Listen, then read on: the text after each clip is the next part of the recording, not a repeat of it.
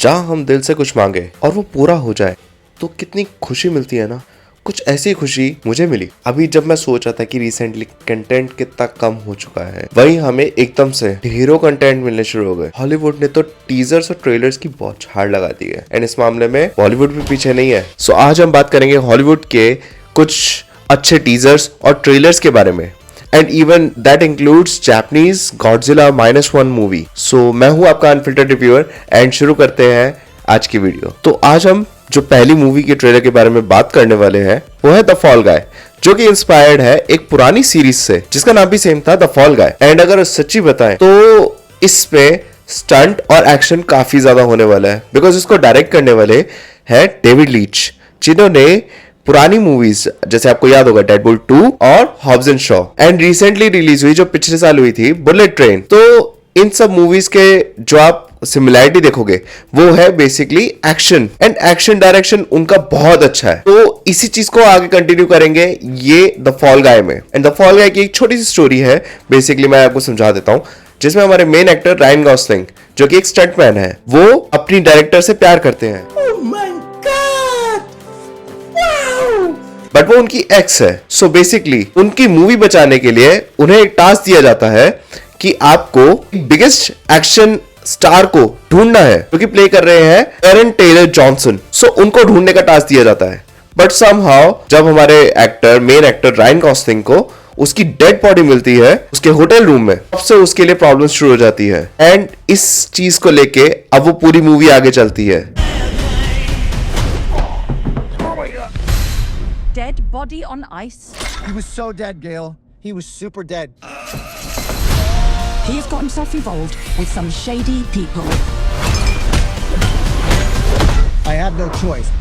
बहुत राड़ा होने वाला है भाई, बहुत ज्यादा। So it gives you an excitement and ये excitement इस मूवी के लिए होनी चाहिए। तो नेक्स्ट जो हमें ट्रेलर देखने को मिला, टीजर देखने को मिला बेसिकली, नॉट ट्रेलर, वो था kingdom of the planet of the apps का, जो कि planet of the apps series का चौथा पार्ट है। एंड इस मूवी का CGI कभी भी चूका नहीं है हमें इंप्रेस करने में।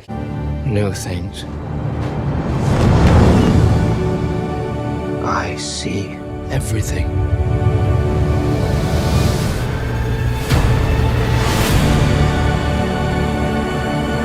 सो अगर आप पहले पार्ट को देखें rise of the planet of the apps और इस पार्ट तक आए तो सबका CGI टॉप नॉच रहा है एंड इसकी स्टोरी अब कॉर्नेलियस के ऊपर बेस है जो कि सीजर का बेटा था। एंड ये बहुत अमेजिंग होने वाला है क्योंकि वर्ल्ड बिल्डिंग इसमें बहुत अमेजिंग है जो आप ट्रेलर देख के समझ पाते हो, क्योंकि एक फैक्शन बन चुका है, एक किंग बन चुका है एप्स में जो कि दूसरे फैक्शन को लीड कर रहा है और वही कॉर्नेलियस जो कि क्यूरियस है और जो आगे जानना चाहता है।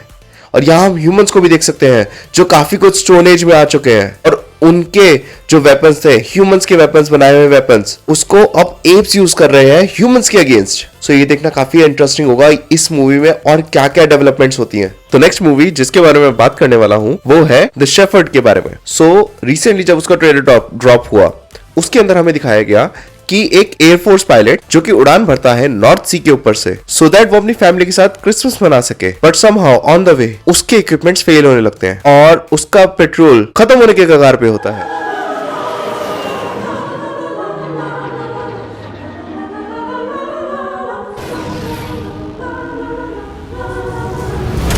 Solar Charlie Delta, emergency, calling all channels. Come in. Multiple instrument failure. Electrical failure. Fuel status critical. Why won't somebody listen to me? Please get me out of this bloody mess.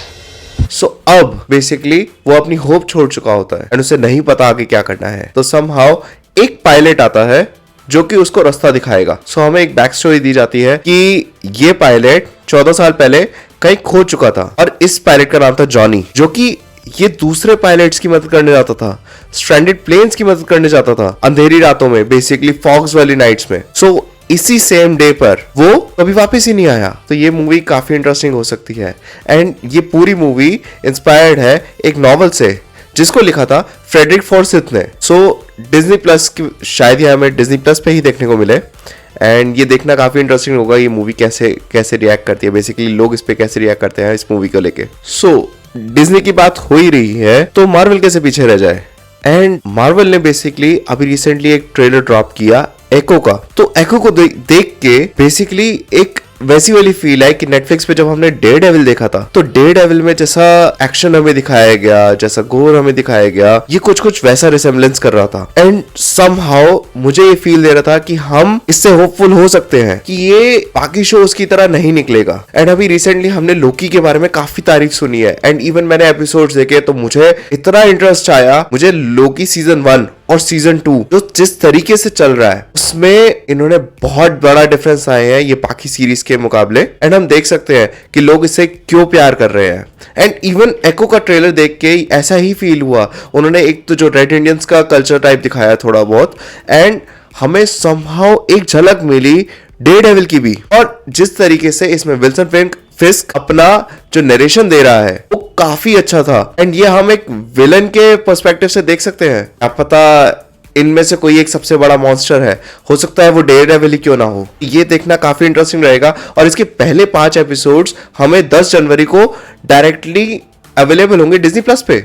तो अब series की बात हुई है तो एक specific series के बारे में और बात कर ली जाए। सो बेसिकली हमें गॉडजिला अब भर भर के मिलने वाला है, चाहे हो हमें हॉलीवुड की तरफ से, चाहे हो हमें जापान की तरफ से। तो अभी जिस सीरीज के बारे में बात कर रहा हूं वो है मोनार्क लेगेसी ऑफ मॉन्स्टर्स, जिसके अंदर हमें गॉडजिला देखने को मिलने वाला है और कई सारे मॉन्स्टर्स जिसके ऊपर शायद मोनार्क पहले से ही रिसर्च कर रही थी। अब हमें मोनार्क के बारे में थोड़ा बहुत तो मूवीज के अंदर जरूर बताया गया था, बट वो एक्चुअली कब से एग्जिस्ट कर रही थी और क्या करती थी। जब तक गॉडजिला इंट्रोड्यूस हुए तब तक वो कहां पे थी हमें ये दिखाया जाएगा। एंड अब हम जान सकते हैं काफी ब्रीफ में कि ये सारे मॉन्स्टर्स आ कहां से रहे हैं। और शायद हमें आने वाली next movie Godzilla x Kong the New Empire के बारे में जानने को मिल जाए। Can be possible. बाकी आई एम होपफुल हमें ये सीरीज 17 नवंबर को देखने को मिल जाएगी। So let's hope. सो आज का जो लास्ट ट्रेलर जिसके बारे में बात करने वाला हूं वो है the shogun. Do not be fooled by our politeness. Our bows are maze of rituals. Death is in our air.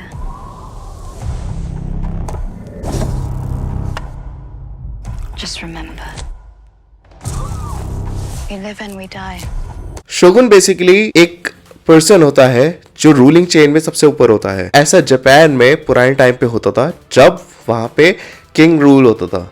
तो शोगुन बेसिकली एक किंग होता है। एंड अगर मैं इस सीरीज के बारे में बात करूं, ये एक पुरानी सीरीज के ऊपर बेस्ड है एंड पुरानी नोवेल के ऊपर भी बेस्ड है जिसका नेम सेम था द शोगुन। एंड ये एक लिमिटेड सीरीज होने वाली है 3 एपिसोड्स की, जो कि हमें फेब में देखने को मिल सकती है 2024 में। तो इस सीरीज के अंदर हम देख सकते हैं कि जॉन ब्लैकथॉर्न बेसिकली जो एक सेलर था वो किसी तरह जापान पहुंच जाता है किसी यूरोपियन वॉरशिप पे। और अब बेसिकली वो एक आउटसाइडर से कैसे एक समुराई बनता है और कैसे एक लीडर का पॉन बनता है, उसको इस तरीके से पोर्ट्रे किया गया है। एंड अब हम देख सकते हैं इस ट्रेलर के अंदर किस तरीके से उसको ट्रीट किया जा रहा है। एंड ये भी दिखाते हैं कि जापानीज सिर्फ पोलाइट नहीं, जापानीज के अंदर और भी चीजें हैं, एक रैथ है। तो वो सब चीजें हम देख सकते हैं। और आई थिंक ये one of those best series होगी जिसमें इंटरेस्ट आएगा, जिसमें हम पुराने जापान को देख पाएंगे, एक एडो पीरियड का।